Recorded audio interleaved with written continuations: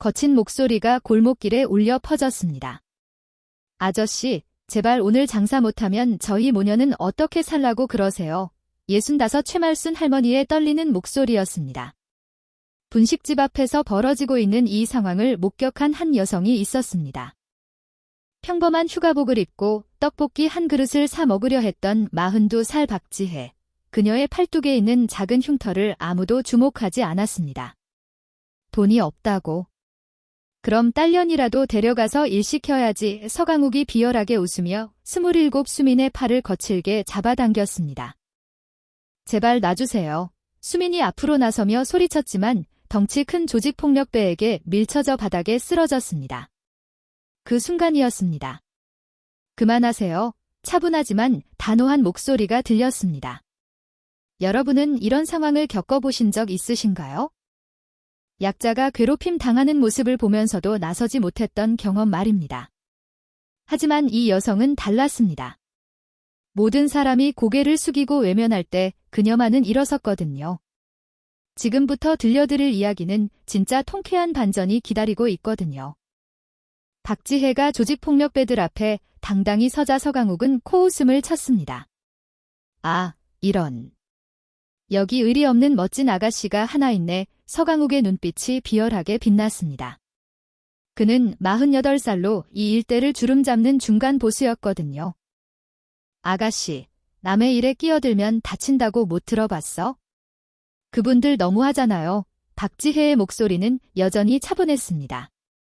하지만 그녀의 눈빛 어딘가에는 예사롭지 않은 기운이 흘렀어요. 할머니, 괜찮으세요? 지혜가 말순 할머니에게 다가가 부축했습니다. 고맙구먼, 아가씨. 하지만 괜히 휘말리지 마세요. 저희 일이니까. 말순 할머니는 고개를 저으며 말했습니다. 20년 넘게 이 골목에서 분식 장사를 해온 그녀였지만 이런 일은 처음이 아니었거든요. 엄마, 그러지 마세요. 수민이 일어나며 소리쳤습니다. 우리가 뭘 잘못했다고 이런 취급을 받아야 해요? 잘못. 크크크. 여기가 누구 구역인지 모르고 장사한 게 잘못이지. 서강욱 옆에 있던 40살 조상현이 한마디 거들었습니다. 그런데 이상했습니다. 조상현의 시선이 자꾸만 박지혜에게 머물렀거든요. 저 여자, 뭔가 익숙한데. 그는 속으로 중얼거렸습니다.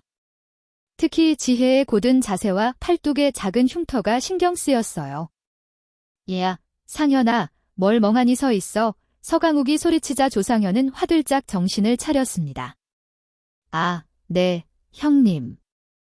주변 상인들은 모두 고개를 숙이고 있었습니다. 누구 하나 나서는 사람이 없었어요. 다들 자신에게 불똥이 튈까 봐 두려워하고 있었거든요. 보세요, 아가씨. 이게 현실이야. 아무도 당신 편이 아니라고. 서강욱이 지혜를 향해 다가왔습니다. 마지막으로 한 번 더 말해줄게. 꺼져. 안 된다고 했잖아요. 박지혜는 한 발자국도 물러서지 않았습니다. 오히려 말순 할머니와 수민 앞을 더욱 확실히 막아섰어요. 그 순간 조상현의 눈이 번뜩였습니다. 설마 저 자세는? 군대에서 몇 년을 굴러본 그였기에 지혜의 태세가 심상치 않다는 걸 알 수 있었거든요. 하지만 서강욱은 그런 걸 알 리가 없었죠. 좋아. 그럼 직접 맛을 봐야겠군. 서강욱이 주먹을 불끈 쥐며 지혜에게 다가섰습니다. 한 여성이 조직폭력배들과 맞선다는 게 가능할까요? 서강욱이 박지혜에게 주먹을 휘두르려는 그 순간이었습니다. 형님, 잠깐만요. 조상현이 급하게 서강욱의 팔을 잡았습니다. 뭐야, 상현아. 왜 말려? 저 여자 좀 이상해요. 조상현의 목소리에 긴장감이 스며 있었습니다. 그는 5년 전 군복무 시절 특수부대 훈련장에서 본 적이 있었거든요. 바로 그런 자세로 서 있던 여군 교관 말이에요. 뭐가 이상하다는 거야? 서강욱은 짜증스럽게 물었습니다. 그냥 느낌이 좀. 조상현은 말끝을 흐렸습니다. 확실하지 않은 상황에서 함부로 말했다가는 형님께 욕을 먹을 게 뻔했거든요. 야, 진짜 겁쟁이 같은 소리 하고 있네. 서강욱이 조상현을 밀쳐내고 다시 지혜에게 다가갔습니다. 아가씨, 마지막 기회야. 정말 안 비켜? 네, 안 비켜요.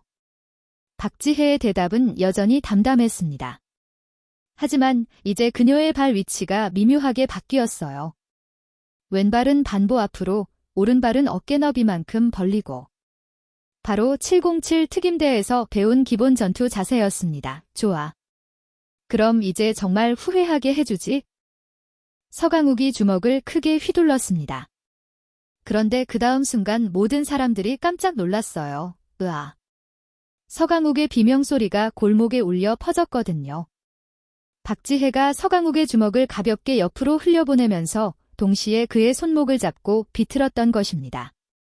아야야, 놓으라고 서강욱이 고통에 몸부림쳤습니다. 주변 상인들의 입이 떡 벌어졌어요. 어머, 저 아가씨가 저런 큰 사내를? 세상에, 어떻게 저런 일이? 말순 할머니와 수민도 믿을 수 없다는 표정으로 바라봤습니다. 하지만 박지혜는 여전히 침착했어요. 아저씨, 이제 그만 가세요. 더 이상 이분들을 괴롭히지 마시고. 이런 미친. 서강욱이 분노에 차서 소리쳤습니다. 그런데 바로 그때였습니다. 조상현이 벌벌 떨며 서강욱에게 속삭였어요. 형님, 우리 일단 물러나는 게 좋을 것 같아요. 뭐라고? 한 계집한테 당하고 물러나라고? 안 해요, 형님. 저 여자 정말 심상치 않아요. 조상현의 직감이 맞았습니다. 박지혜의 움직임은 일반인이 할 수 있는 게 아니었거든요. 그것도 아무런 힘도 안 들이고 덩치 큰 사내를 제압하다니. 젠장. 오늘은 그냥 간다에 서강욱이 손목을 비비며 뒤로 물러섰습니다. 하지만 이걸로 끝난 줄 알지 마. 우리가 누군지 알게 될 거야. 그들이 떠나고 나자 골목이 조용해졌습니다. 조직폭력배들이 떠나고 30분이 지났습니다. 정말 고마워요, 아가씨. 덕분에 살았네요. 말순 할머니가 떡볶이 한 그릇을 내밀며 말했습니다. 괜찮아요. 당연한 일을 했을 뿐이에요. 박지혜가 미소를 지으며 젓가락을 들었습니다. 그런데 수민이 불안해했어요. 엄마, 저 사람들 정말 안 올까요? 아까 마지막에 하던 말. 괜찮을 거야. 수민아. 하지만 말순 할머니의 얼굴에도 걱정이 서려 있었습니다. 20년 넘게 이 골목에서 장사를 해온 그녀는 알고 있었거든요. 저런 조직폭력배들이 그냥 물러서는 법은 없다는 걸 말이에요. 바로 그때였습니다. 골목 어귀에서 검은색 승용차 3대가 나타났어요. 차에서 우르르 내린 건 서강욱과 조상현, 그리고 아이고, 이번엔 진짜 많이 왔네. 박지혜가 젓가락을 천천히 내려놓았습니다. 이번엔 총 15명이었거든요. 그것도 전부 흉기를 들고 말이에요. 야. 30분 전에 우리 도시락 싸들고 나온 년이 어디 있냐? 덩치 큰 사내가 쇠파이프를 휘두르며 고함쳤습니다. 서강욱의 상관인 박달수, 지역 조직의 실세였어요. 형님, 저 여자예요. 서강욱이 지혜를 가리키며 소리쳤습니다. 손목에는 아직도 삐끗한 흔적이 남아 있었어요. 저 계집이 형님 손목을 꺾었다고? 박달수가 지혜를 위아래로 훑어봤습니다. 비런, 깡마른 계집이. 강우가, 너 완전 바보 됐네. 주변 상인들이 벌벌 떨며 가게 문을 닫기 시작했어요. 이번엔 아무도 도와주지 않을 거라는 걸 알 수 있었습니다. 할머니, 수민씨, 저 뒤로 가세요. 박지혜가 조용히 말했습니다. 그런데 박달수가 비열한 웃음을 지었어요. 아니야? 할망구들은 그대로 있어? 너희도 구경해야지. 뭐라고요? 이 계집이 어떻게 당하는지 똑똑히 봐야 그래야 다음에 함부로 나서지 않을 테니까. 박달수가 야구 방망이로 바닥을 탁탁 치며 말했습니다. 특히 너, 할망구, 보호비 안 내면 어떻게 되는지 제대로 구경시켜줄게. 말순 할머니의 무릎이 떨렸어요. 제발, 저희는 정말 돈이 없어요? 돈이 없다고. 그럼 딸년 데려가서 일 시키면 되지. 박달수의 말에 조직폭력배들이 킬킬대며 웃었습니다. 아니면 할망구 먼저 병원에 보내고 그 치료비로 장사 그만두게 할까? 수민이 어머니를 감싸며 울먹였어요. 제발 그만해주세요. 바로 그 순간이었습니다. 박지혜의 눈빛이 완전히 바뀌었어요. 차가움을 넘어 살기까지 느껴졌거든요. 이제 참을 수 없다. 그녀가 조용히 일어섰습니다. 박지혜가 천천히 일어서자 박달수가 비웃었습니다. 오, 저것 봐라. 계집이 영웅놀이 하려나? 아저씨들, 마지막으로 한 번만 말씀드릴게요. 지혜의 목소리가 얼음처럼 차갑게 변했습니다. 지금 당장 여기서 사라지세요. 그럼 오늘 일은 없던 걸로 해드릴게요. 크하하, 이 계집 봐라. 박달수가 배를 잡고 웃었어요. 15명한테 둘러싸여서 저런 소리를 하네. 완전 미쳤나? 조직폭력배들이 일제히 웃음을 터뜨렸습니다. 하지만 조상현만은 웃지 않았어요. 그는 지혜의 변화를 감지하고 있었거든요. 왜 저 여자, 뭔가 달라졌어. 아까와는 완전히 다른 사람 같은데? 지혜에 서 있는 자세, 눈빛, 심지어 숨소리까지 모든 게 달라져 있었어요. 좋아. 그럼 이제 정말 시작해볼까? 박달수가 야구 방망이를 높이 들었습니다. 야들아, 계집 하나 정도는 다치지 않게 조심히 패라. 너무 빨리 끝나면 재미없잖아. 네, 형님. 조직폭력배들이 일제히 대답하며 지혜를 포위했습니다. 쇠파이프, 야구 방망이, 심지어 식칼까지 온갖 흉기들이 번쩍였어요. 수민아, 눈 감아. 말순 할머니가 딸을 껴안으며 소리쳤습니다. 그런데 바로 그 순간이었습니다. 으아, 가장 먼저 달려든 조직폭력배의 비명소리가 터졌어요. 박지혜가 그의 쇠파이프를 순식간에 빼앗고 동시에 명치를 정확히 찔렀거든요. 뭐야, 다른 조직폭력배들이 당황했습니다. 아까와는 완전히 다른 움직임이었거든요. 이번엔 지혜가 먼저 공격했어요. 빼앗은 쇠파이프로 두 번째 조직폭력배의 무릎을 정확히 가격했습니다. 으아! 이런 미친, 박달수가 경악했습니다. 하지만 지혜의 공격은 멈추지 않았어요. 세 번째, 네 번째. 마치 춤을 추듯 부드럽게 움직이면서도 각각의 타격은 정확하고 치명적이었습니다. 야, 다 같이 덤벼. 박달수가 소리쳤지만 이미 늦었어요. 5명이 바닥에 쓰러져 있었거든요. 이런 수가. 조상현이 벌벌 떨었습니다. 이제 확신했어요. 저 여자 절대 일반인이 아니야.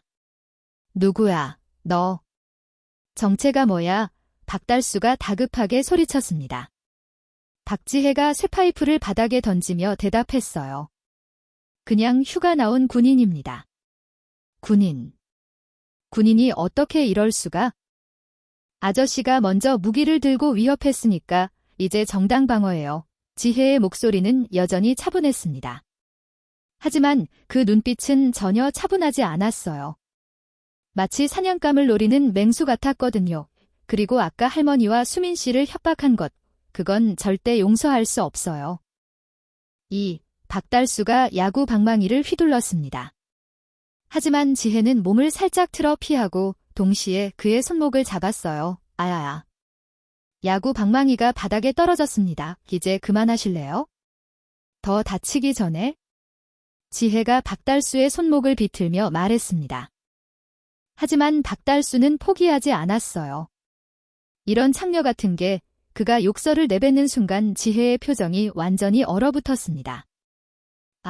저 말은 하면 안 되는 건데? 조상현이 속으로 중얼거렸습니다. 박달수의 욕설이 끝나자마자 골목 전체가 얼어붙었습니다.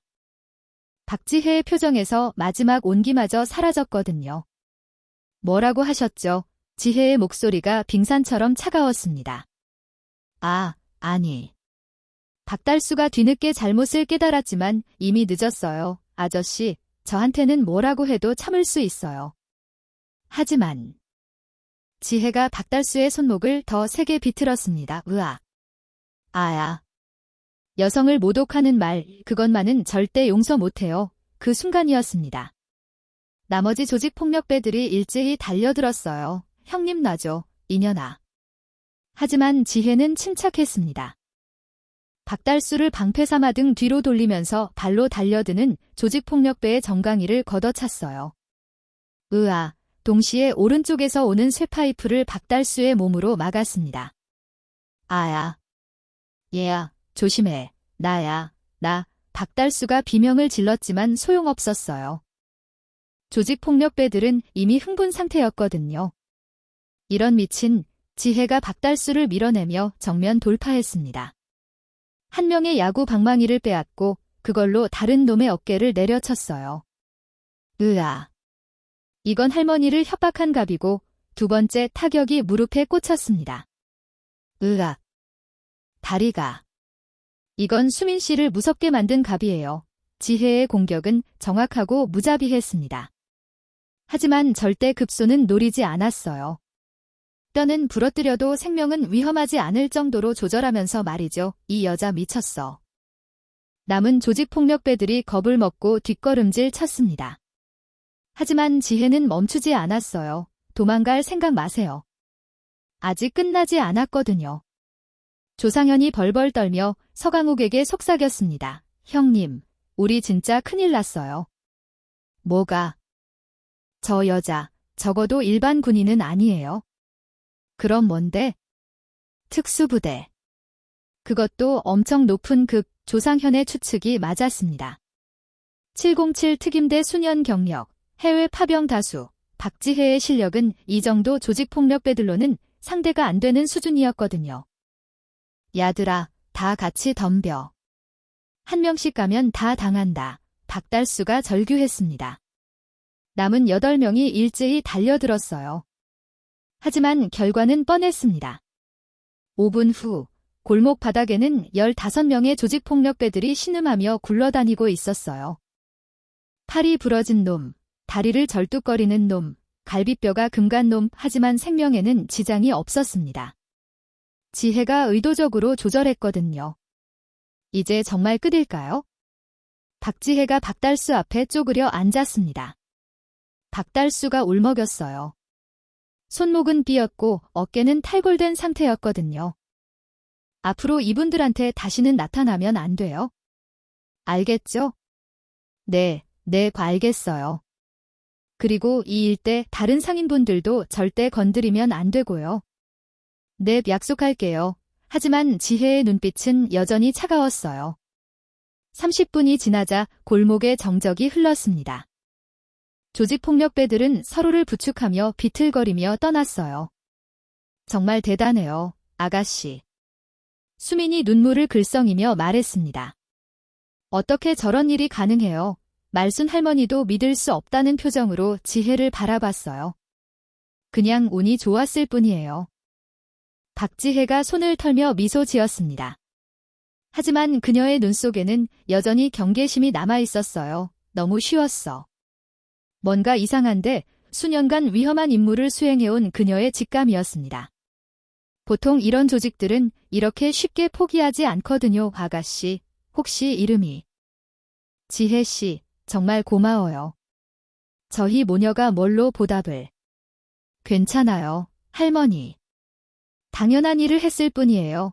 그런데 바로 그때였습니다. 골목 입구에서 검은색 대형 승합차가 나타났어요. 이번엔 분위기가 확연히 달랐습니다. 차에서 내린 건 정장을 차려입은 남자들. 그리고 맨 마지막에 40대 후반의 남자가 내렸어요. 이런. 박지혜의 표정이 굳었습니다. 상대방의 급이 완전히 바뀐 거였거든요. 누가 우리 애들을 이렇게 만들었다고? 낮고 차가운 목소리였습니다. 조직의 진짜 보스, 조병철이었어요. 15년간 이 지역을 주름잡아온 베테랑 조직폭력배였죠. 보스님, 박달수가 깁스를 한 팔로 절뚝거리며 나타났습니다. 도시락 싸들고 나온 애들이 저 여자한테 당했어요. 저 말은? 계집한테. 조병철이 지혜를 차갑게 바라봤습니다. 그의 눈에는 지금까지와는 다른 냉정함이 있었어요.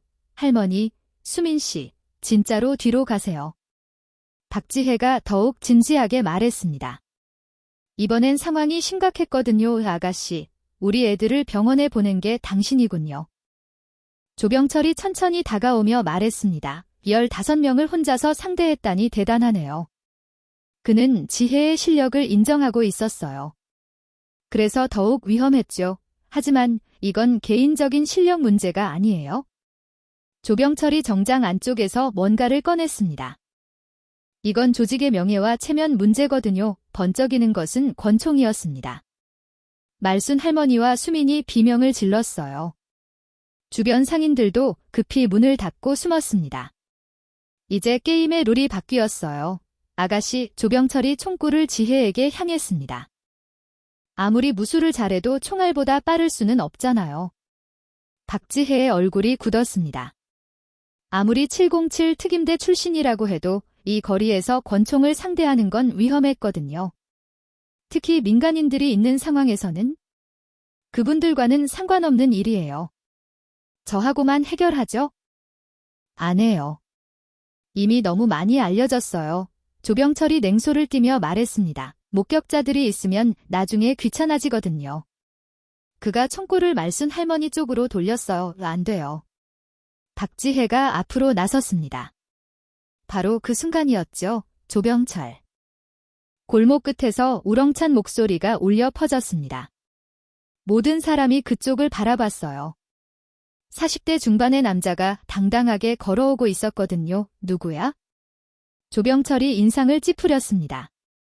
하지만 박지혜는 그 사람을 알아봤어요. 설마 박 대령님. 예전에 함께 복무했던 상관이었습니다. 과연 어떻게 이 상황을 알고 나타난 걸까요? 박강수, 전직 707 특임대 대령이다. 그 남자가 당당하게 자신을 소개했습니다. 조병철의 얼굴이 순간 굳었어요. 707 특임대라는 말에 본능적으로 긴장했거든요. 대령님. 박지혜가 깜짝 놀라며 소리쳤습니다. 어떻게 여기를? 지혜 중령, 오랜만이군. 박강수가 미소를 지으며 말했습니다. 그런데 그 순간 조병철과 조직폭력배들의 표정이 완전히 바뀌었어요. 중령. 박달수가 입을 떡 벌렸습니다. 707 특임대 중령이라고? 조병철도 당황했어요. 자신이 상대하고 있던 게 단순한 여성이 아니라 대한민국 최정예 특수부대 중령이었다니. 맞습니다. 박지혜 중령, 707 특임대 출신입니다. 박강수가 확인시켜 주었습니다. 조상현이 벌벌 떨기 시작했어요. 내가 누구한테 덤빈 거야? 진짜 죽을 뻔했네. 그리고 지혜 중령은 현재 휴가 중이다. 박강수가 조병철을 똑바로 바라보며 말했습니다. 휴가 중인 현역 군인에게 총을 겨누고 있다는 건 알고 있나? 조병철의 손이 미세하게 떨렸어요. 현역 군인, 그것도 특임대 중령을 해치는 건 일반 살인과는 차원이 다른 문제였거든요. 하지만 저희가 먼저 당한 거예요. 박달수가 급하게 변명했습니다. 저 여자가 우리 부하들을 다 때렸다고요. 정당방어였습니다. 박지혜가 차분하게 말했습니다. 이분들이 먼저 무기를 들고 협박했고 민간인을 위협했어요. 정당방어, 조병철이 비웃었습니다. 15명을 혼자서 제압한 게 정당방어야. 하지만 박강수가 냉소를 띠며 대답했어요. 조병철, 자네 군대 안 갔나? 뭐라고요? 707 특임대 중령이면 그 정도는 기본이야. 오히려 15명으로 끝난 게 다행이지. 이 박강수의 말에 조직폭력배들이 서로 얼굴을 바라봤어요. 기본이라고?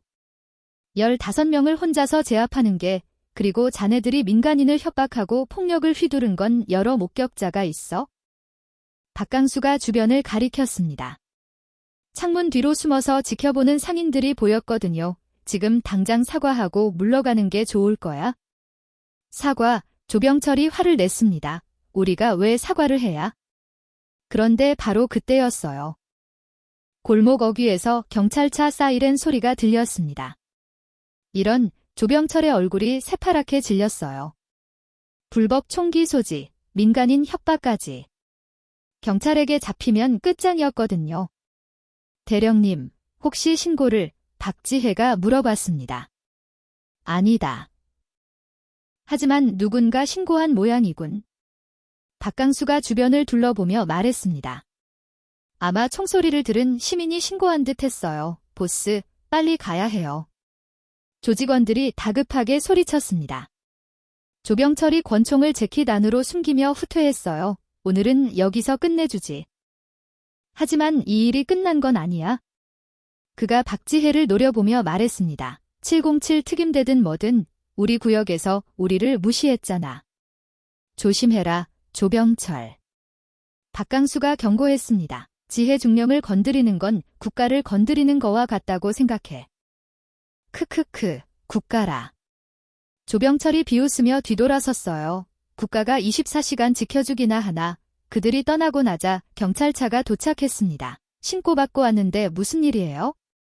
경찰관들이 뛰어왔지만 이미 조직폭력배들은 사라진 후였어요.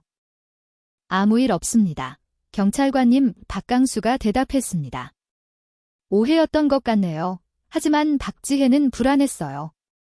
조병철의 마지막 말이 계속 머릿속을 맴돌았거든요. 국가가 24시간 지켜주기나 하나. 경찰이 떠나고 30분이 지났습니다. 골목에는 박강수, 박지혜, 그리고 말순 할머니 모녀만 남았어요. 대령님, 어떻게 여기를 아셨어요? 박지혜가 궁금해하며 물었습니다. 우연히 이 근처에 볼 일이 있었는데 경찰 무전을 듣고 왔지. 박강수가 주변을 살피며 말했습니다. 하지만 지혜야, 이건 끝난 게 아니야. 네, 조병철이란 놈. 내가 알기로는 꽤 집요한 성격이거든. 박강수의 표정이 심각해졌어요. 특히 자존심을 건드리면 끝까지 물고 늘어지는 타입이야. 박지혜도 같은 생각이었습니다. 아까 조병철의 눈빛에서 그걸 느꼈거든요. 할머니, 수민 씨, 지혜가 모녀에게 다가갔습니다. 당분간 다른 곳에 계시는 게 좋을 것 같아요. 네. 왜요? 수민이 놀라며 물었습니다. 아직 위험할 수도 있거든요. 말순 할머니가 고개를 저었어요. 아가씨, 저희는 갈 곳이 없어요. 여기가 전부예요. 하지만 괜찮아요. 이미 충분히 도와주셨어요. 할머니의 목소리에는 체념이 섞여 있었습니다. 어차피 우리 같은 사람들은 언제나 이런 일을 당하며 살아야 해요. 그런 말씀 마세요. 박지혜가 강하게 말했습니다. 아무도 이런 괴롭힘을 당하며 살 이유는 없어요. 박강수가 지혜의 어깨에 손을 올렸어요. 지혜야, 내 마음은 알겠지만. 대령님도 그런 식으로 말씀하시는 거예요. 지혜의 눈에 실망이 스쳤습니다. 우리가 배운 게 뭐예요? 힘은 누구를 위해 쓰는 거라고 했죠? 약자를 위해서지. 하지만은 없어요. 박지혜가 단호하게 말했습니다. 제가 여기 있는 한 이분들을 지킬 거예요. 그런데 바로 그때였습니다. 수민의 휴대폰이 울렸어요. 여보세요. 수민이 전화를 받자마자 얼굴이 새하얗게 질렸습니다. 뭐라고요? 수민아, 무슨 일이야? 말순 할머니가 다급하게 물었습니다. 엄마, 우리 집에 불이. 뭐라고? 모든 사람이 깜짝 놀랐어요. 소방서에서 연락 왔어요. 우리 집에서 화재가 발생했다고. 박지혜와 박강수의 눈이 마주쳤습니다. 설마. 둘 다 같은 생각을 하고 있었어요. 우연일까요? 지혜가 중얼거렸습니다. 우연이 아닐 거야. 박강수가 심각하게 대답했습니다. 조병철의 경고였을 가능성이 높아. 말순 할머니가 주저앉으며 울기 시작했어요. 어떻게 이런 일이? 평생 모은 게 다 그 집에 있는데. 엄마, 수민이 어머니를 부축했습니다. 박지혜의 주먹이 불끈 쥐어졌어요. 이럴 줄 알았어. 이렇게 비겁한 방법을 쓸 줄이야. 지혜야, 진정해. 박강수가 말렸지만 이미 늦었어요. 대령님, 죄송하지만 저 혼자 할게요. 뭘 혼자 한다는 거야? 조병철을 찾아가서 끝장을 내겠어요. 박지혜의 눈에 결의가 불타오르고 있었습니다. 안 돼, 그건 너무 위험해. 위험하든 말든 상관없어요. 지혜가 말순 할머니를 바라보며 말했습니다. 기분들이 더 이상 고통받을 수는 없어요. 하지만 지혜야. 약속드릴게요. 할머니 박지혜가 할머니의 손을 잡았습니다. 반드시 이 일을 해결하고 이분들이 안전하게 지낼 수 있도록 만들어 드릴게요.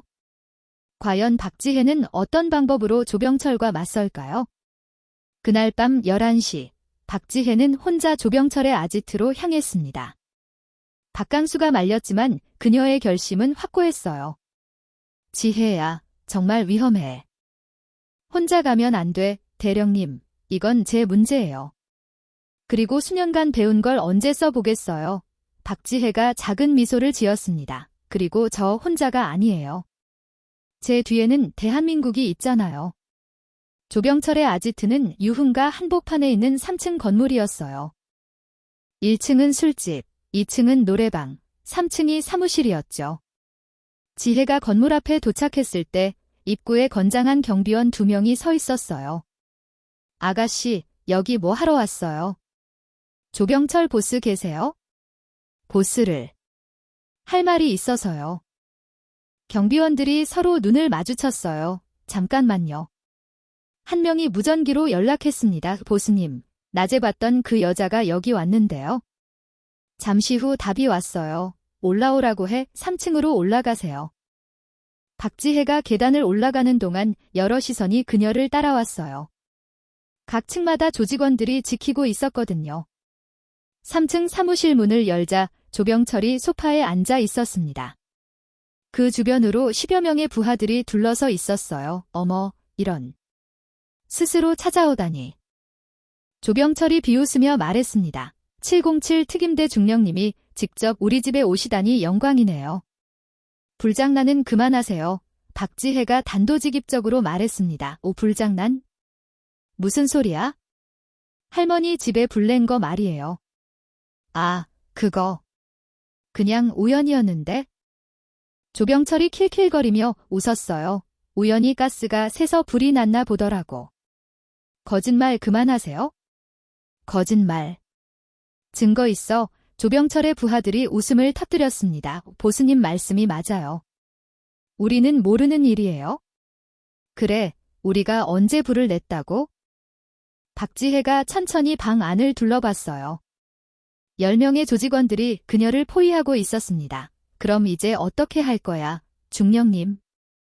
조병철이 도발적으로 물었습니다. 혼자 온 건 용감했지만 여기서 어떻게 나갈 생각이야? 간단해요. 박지혜가 대답했습니다. 당신이 직접 할머니께 사과하고 앞으로 절대 건드리지 않겠다고 약속하는 거예요. 크하하. 조병철이 배를 잡고 웃었어요. 내가 그 할망구한테 사과를? 그래요. 미쳤나. 이 상황에서 조병철이 일어서며 말했습니다. 여기는 내 집이야. 내 부하들로 둘러싸인 곳이고. 그래서요. 그래서 지금 내가 할 일은 사과가 아니라 내가 무릎 꿇는 거야. 조병철의 눈이 험악하게 변했어요. 우리 조직을 무시한 것에 대해서 말이야. 안 돼요. 안 돼. 네, 안 돼요. 박지혜가 미소를 지었습니다. 대신 제가 다른 제안을 할게요. 뭔데? 저와 당신이 1대1로 붙어보는 거예요. 사무실이 조용해졌습니다. 1대1? 네, 제가 이기면 당신이 할머니께 사과하고 당신이 이기면 제가 무릎 꿇는 거예요. 조병철이 잠시 생각했어요. 재미있는 제안이네. 하지만 여기서 어디든 상관없어요. 그 순간 조병철이 냉소를 지었습니다. 좋아. 받아들이지.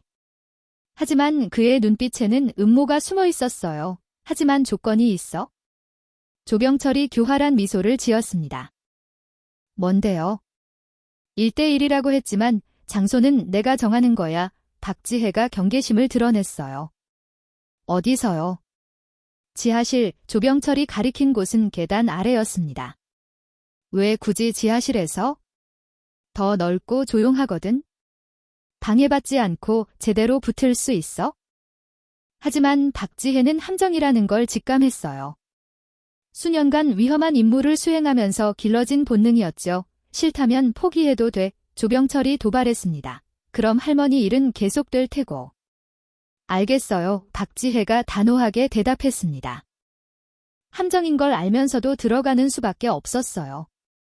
지하실로 내려가는 길에 10명의 조직원들이 뒤따랐다. 지하실은 예상보다 훨씬 넓었어요. 하지만 뭔가 이상했습니다. 벽면 곳곳에 CCTV가 설치되어 있었고, 어머, 이런 장치들은 뭐예요? 박지혜가 천장의 스프링클러를 보며 물었습니다. 아, 그거? 화재 예방용이야. 조병철이 대수롭지 않게 말했습니다.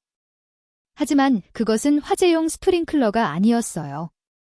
가스 분사 장치였거든요. 자, 이제 시작할까?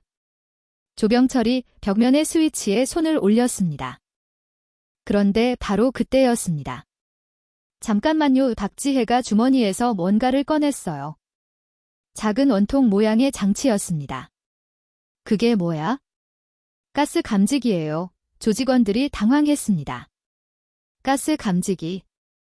혹시 몰라서 가져왔거든요. 박지혜가 장치를 켜자 삐삐삐 소리가 났어요. 어머, 이상하네요. 벌써 가스가 감지되는데? 조병철의 얼굴이 새파랗게 질렸습니다. 그럴 리가. 혹시 천장에 있는 게 가스 분사 장치인가요? 박지혜가 냉소를 지으며 물었습니다. 저를 기절시키고 어떻게 할 작정이었죠? 아, 아니야. 오해야. 하지만 이미 늦었어요. 박지혜가 주머니에서 또 다른 장치를 꺼냈거든요. 이건 뭔지 아세요? 뭐야? EMP 장치예요. 전자기기를 무력화시키는 거죠. 조병철이 식은땀을 흘렸습니다. 707 특임대에서는 이런 장비가 기본이거든요. 박지혜가 EMP 장치를 작동시켰습니다. 순간 지하실의 모든 전기가 꺼졌어요. CCTV, 가스 분사 장치, 조명까지. 완전한 암흑이었습니다. 아, 안 돼. 조직원들이 당황해서 소리쳤어요. 하지만 박지혜에게는 문제가 되지 않았습니다. 야간 작전을 수없이 해본 그녀였거든요. 암흑 속에서 들리는 것은 비명 소리뿐이었어요. 으아. 어디야? 어디 있어? 누구야? 나 때리지 마. 5분 후 전기가 복구되었을 때 10명의 조직원들이 모두 바닥에 쓰러져 있었습니다. 그리고 박지혜가 조병철의 목에 팔을 걸고 서 있었어요. 이제 진짜 1대1 해볼까요? 박지혜의 목소리가 지하실에 차갑게 울려 퍼졌습니다. 조병철이 벌벌 떨었어요. 자신의 부하 10명이 5분 만에 전멸당하는 걸 본 후였거든요. 잠깐. 대화로 해결하자. 대화요. 박지혜가 조병철을 놓아주며 말했습니다. 좋아요. 그럼 대화해봅시다. 조병철이 안도의 한숨을 쉬었어요. 하지만 잠깐이었습니다. 먼저 할머니 집에 불 낸 거부터 시작할까요? 그건 증거도 없잖아. 박지혜가 휴대폰을 꺼냈습니다. 방금 전에 부하들이 실토한 내용이 다 녹음되어 있거든요. 뭐라고? 조병철이 경악했습니다. EMP 장치로 전기가 나간 5분 동안 지혜는 단순히 조직원들을 제압한 게 아니었어요. 한 명씩 깨워서 협박하며 자백을 받아낸 것이었죠. 박달수가 직접 시인했어요. 당신 지시로 방화했다고 이런. 그리고 지난 3년간 이 일대 상인들에게서 뜯어낸 보호비 내역도 다 털어놨고요. 박지혜가 차근차근 말했습니다. 마약 거래, 불법 도박장 운영, 폭력 사건들까지. 조병철의 얼굴이 새하얗게 질렸어요. 조직의 모든 범죄 행각이 다 폭로된 거였거든요. 자, 이제 선택해보세요. 선택. 첫 번째, 지금 당장 경찰서에 가서 자수하고 할머니께 사과하는 거. 두 번째는 제가 이 녹음 파일을 경찰에 넘기고 당신들을 직접 끌고 가는 거예요. 조병철이 궁지에 몰렸어요. 어느 쪽을 선택해도 감옥행이었거든요. 하지만 첫 번째를 선택하면 한 가지 좋은 점이 있어요. 뭐야? 살아서 감옥에 갈 수 있다는 거죠. 박지혜의 말에 섬뜩한 기운이 흘렀어요.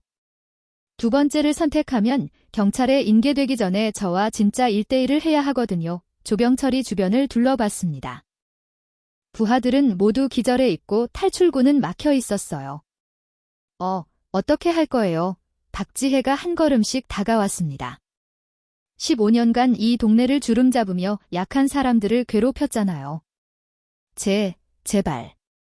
특히 오늘은 할머니를 협박하고 집까지 태웠죠. 지혜의 목소리가 점점 차가워졌어요. 그런 사람한테 자비를 베풀어야 할 이유가 있을까요? 미안해.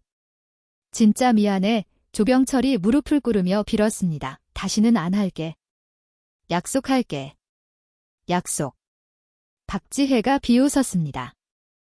15년 동안 얼마나 많은 사람들이 당신한테 빌었을까요?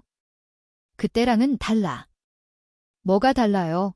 그 순간 조병철이 마지막 발악을 했어요. 재킷 안에 숨겨둔 단검을 꺼내 지혜에게 휘둘렀거든요. 하지만 박지혜는 이미 예상하고 있었습니다. 단검을 가볍게 피하면서 동시에 그의 손목을 잡고 비틀었어요. 으아, 단검이 바닥에 떨어졌습니다. 역시 끝까지 비겁하네요. 박지혜가 실망한 듯 고개를 저었습니다. 그럼 이제 정말 끝장을 내야겠어요. 과연 조병철의 끔찍한 최후가 어떻게 펼쳐질까요? 정말 끝장을 내야겠어요. 박지혜가 조병철의 손목을 더 세게 비틀었습니다. 으악. 아야. 15년간 이 동네 사람들이 당신 때문에 얼마나 고통받았는지 아세요? 지혜가 차갑게 말했습니다. 제발 살려줘. 조병철이 울먹이며 빌었어요. 하지만 박지혜의 표정은 변하지 않았습니다. 할머니가 20년간 성실히 일해서 모은 전 재산이 한순간에 사라졌어요. 내가 배상할게. 몇 배로라도. 배상, 지혜가 비웃었습니다. 돈으로 해결될 문제가 아니에요. 그녀가 조병철을 벽으로 밀어붙였어요. 이건 정의의 문제거든요. 바로 그때였습니다. 지하실 입구에서 발소리가 들렸어요. 누구지? 박지혜가 경계하며 돌아봤습니다. 계단에서 내려오는 것은 조상현이었어요. 상현아, 살려줘. 조병철이 다급하게 소리쳤습니다. 하지만 조상현의 표정이 이상했어요. 보스님, 뭐 하고 있어? 빨리 저 여자를 막아. 그런데 조상현이 한 말은 예상과 달랐습니다. 보스님, 이제 그만하세요. 뭐라고? 조병철이 믿을 수 없다는 표정을 지었어요. 상현아, 너 지금 뭐 하는 거야? 보스님, 너무 선을 넘으셨어요. 조상현이 주머니에서 녹음기를 꺼냈습니다. 저도 다 녹음했거든요. 보스님이 방화 지시한 거, 이 배신자 새끼, 조병철이 분노했지만 소용없었어요. 조상현이 계속 말했습니다. 그리고 중령님. 그가 박지혜를 바라봤어요. 저는 5년 전에 중령님을 본 적이 있어요. 어디서요? 제가 군복무할 때. 북한 도발 사건이 있었잖아요. 조상현의 목소리에 떨림이 있었습니다. 그때 중령님이 이끄는 707 특임대가 우리를 구해줬어요.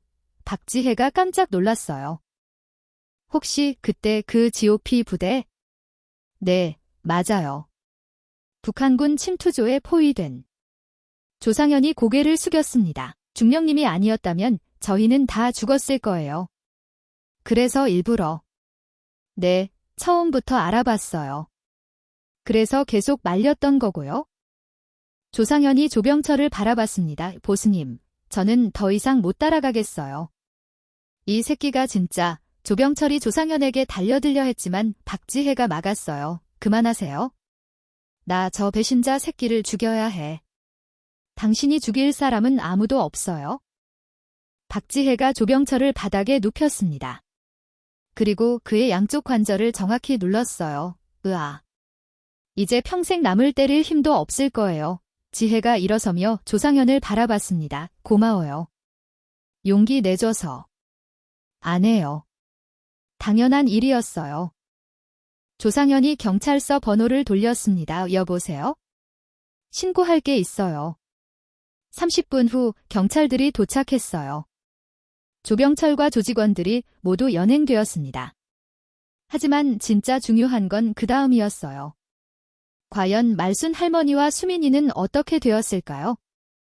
다음 날 아침, 박지혜는 말순 할머니와 수민을 찾아갔습니다. 임시로 머물고 있는 동네 여관이었어요. 지혜 언니, 수민이 반갑게 뛰어나왔습니다. 어머니는 어떠세요?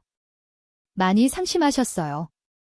평생 모은 게 다 타버려서. 말순 할머니가 방에서 나왔습니다. 눈이 퉁퉁 부어 있었어요. 아가씨, 정말 고생 많으셨어요. 할머니, 괜찮으세요? 괜찮기야 하겠어? 하지만 살아있으니까 다행이지. 할머니의 목소리에는 체념이 섞여 있었습니다. 그런데 이제 어떻게 살아야 할지? 걱정 마세요. 박지혜가 가방에서 서류들을 꺼냈어요. 이게 뭐예요? 수민이 궁금해하며 물었습니다. 조병철 조직이 지난 3년간 이 일대에서 뜯어낸 보호비 내역이에요. 보호비요? 네, 총 15억 원 정도 되더라고요. 말순 할머니가 깜짝 놀랐어요. 15억이라니?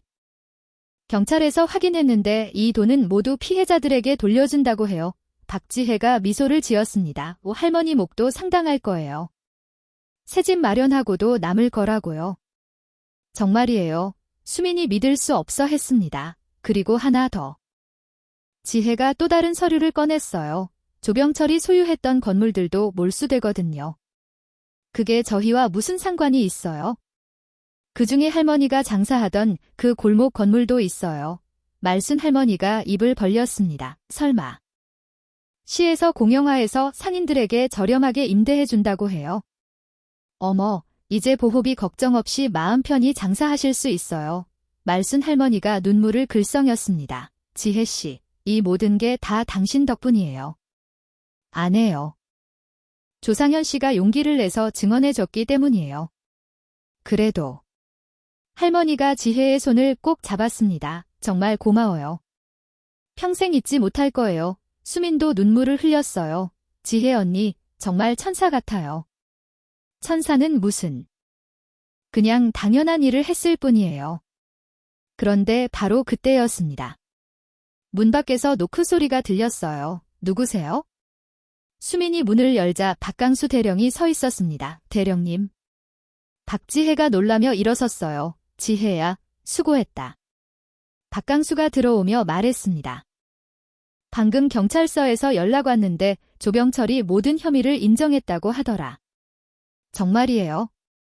그래, 15년치 범죄 기록이 다 밝혀졌어. 박강수가 할머니들께 인사했습니다. 안녕하세요. 지혜의 상관이었던 박강수입니다. 아, 안녕하세요. 말순 할머니가 황급히 인사했어요. 지혜 씨 이야기 많이 들었어요. 정말 훌륭한 분이세요. 그런데 대령님, 어떻게 여기를? 아, 그거 너한테 전해줄 소식이 있어서 박강수가 공문 봉투를 꺼냈습니다. 뭔데요? 부대에서 공식 전화가 왔어. 이번 일로 내가 표창을 받게 됐다고. 표창이요. 민간인 보호 및 범죄 조직 검거 공로로 말이야. 박지혜가 당황했어요. 저는 그냥 휴가 중에. 그냥이 아니야. 내가 진짜 군인다웠어. 박강수가 자랑스럽게 말했습니다. 707 특임대의 명예를 드높였다고 부대장님이 직접 말씀하시더라. 말순 할머니가 감격했어요. 우리 지혜 씨가 이렇게 대단한 분이었구나. 할머니, 부끄러워요. 부끄러워할 일이 아니에요. 수민이 박수를 쳤습니다. 지혜 언니는 진짜 영웅이에요. 석 달이 지났습니다. 박지혜는 다시 그 골목을 찾았어요. 휴가가 끝나고 부대로 복귀했다가 오늘 다시 휴가를 얻어온 것이었죠. 골목 풍경이 완전히 바뀌어 있었습니다. 예전에 허름했던 노점들이 말끔한 상가로 변해 있었어요. 지혜씨. 익숙한 목소리가 들렸습니다. 말순 할머니였어요. 하지만 석 달 전과는 완전히 다른 모습이었습니다. 깔끔한 앞치마를 두르고 밝은 미소를 지으며 분식집을 운영하고 있었거든요. 할머니. 어머, 정말 달라지셨네요. 그러게 말이에요. 이렇게 마음 편히 장사할 수 있을 줄 누가 알았겠어요? 수민도 뛰어나왔어요. 지혜 언니, 보고 싶었어요. 수민 씨도 많이 밝아지셨네요. 정말 그랬어요. 석 달 전만 해도 무서움에 떨고 있던 모녀의 모습은 온데간데 없었습니다. 지혜 씨, 떡볶이 한 그릇 드세요. 저희가 정성껏 만들어 드릴게요. 할머니와 수민이 정말 맛있는 떡볶이를 내왔어요. 우와, 정말 맛있어요. 그럼요. 이제 마음이 편하니까 요리도 더 맛있게 되는 것 같아요. 주변 상인들도 하나둘 인사를 왔어요. 아, 그때 그분이시네요. 정말 고마웠습니다. 덕분에 우리도 편히 장사해요. 모든 상인들이 박지혜에게 감사 인사를 했습니다. 조병철 조직이 사라진 후 이 일대가 완전히 평화로워졌거든요. 그런데 지혜 언니, 조병철은 어떻게 됐어요? 수민이 궁금해하며 물었습니다. 15년형을 받았어요. 방화, 공갈, 폭력 등등. 혐의가 너무 많았거든요. 정말 잘 됐네요. 그리고 다른 조직원들도 다 처벌받았고요. 박지혜가 미소를 지었습니다. 조상현 씨는 어떻게 됐어요? 그분은 증언 공로로 감형됐어요. 그리고 지금은 정직하게 일하면서 산다고 들었어요. 다행이네요. 말순 할머니가 흐뭇하게 말했습니다. 그분도 원래는 나쁜 사람이 아니었을 거예요. 어쩔 수 없는 상황이었겠죠? 맞아요, 할머니.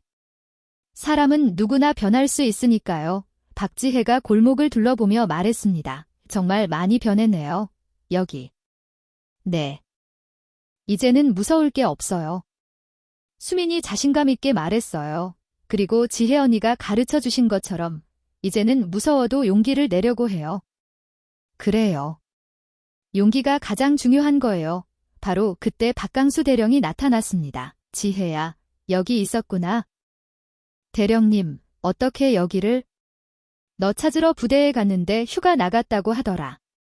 어디 갔을지 뻔히 보였지. 박강수가 웃으며 말했습니다. 안녕하세요, 할머니. 그동안 잘 지내셨어요? 네, 대령님 덕분에 너무 잘 지내고 있죠? 다행이네. 그런데 지혜야, 너한테 좋은 소식이 있어? 뭔데요? 국방부에서 공식 표창장이 나왔어. 민간인 보호 모범 사례로 선정됐다고. 정말이에요. 수민이 박수를 쳤습니다. 지혜 언니, 정말 축하해요. 그리고 하나 더 박강수가 진지하게 말했습니다.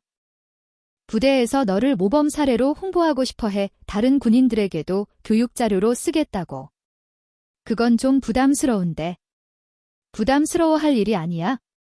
내가 보여준 게 진짜 군인 정신이야. 박강수가 할머니들을 바라보며 말했습니다.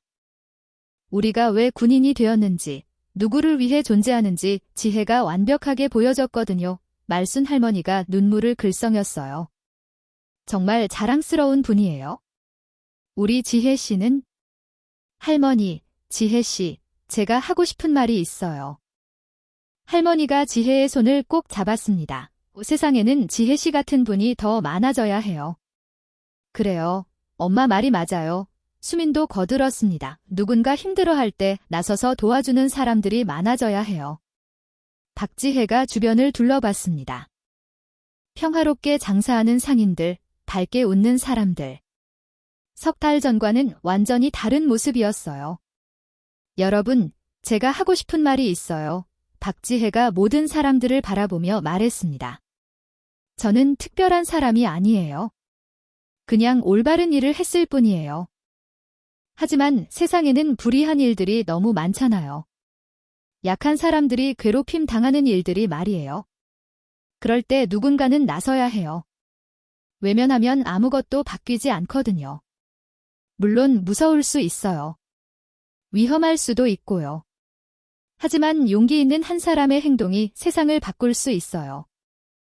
여러분도 그런 상황을 마주치게 되면 용기를 내시길 바라요. 힘은 약자를 지키기 위해 존재하는 거니까요. 모든 사람들이 고개를 끄덕였습니다. 그렇게 해가 저물어가는 골목에서 따뜻한 이야기는 마무리되었습니다. 때로는 한 사람의 작은 용기가 세상을 바꿀 수 있다는 교훈을 남기면서 말이에요. 여러분, 오늘 이야기는 여기서 마무리됩니다. 박지혜 중령처럼 특별한 능력을 가진 사람이 아니어도 우리는 모두 누군가를 도울 수 있는 힘을 가지고 있습니다. 불의를 보고도 외면하는 것이 편할 수 있지만 그 작은 용기 하나가 누군가의 인생을 완전히 바꿀 수 있습니다. 여러분도 일상에서 그런 순간을 마주치신다면 박지혜 중령을 떠올리며 용기를 내시길 바랍니다. 힘은 약자를 위해 쓰는 것이니까요. 감동 이야기 채널이었습니다.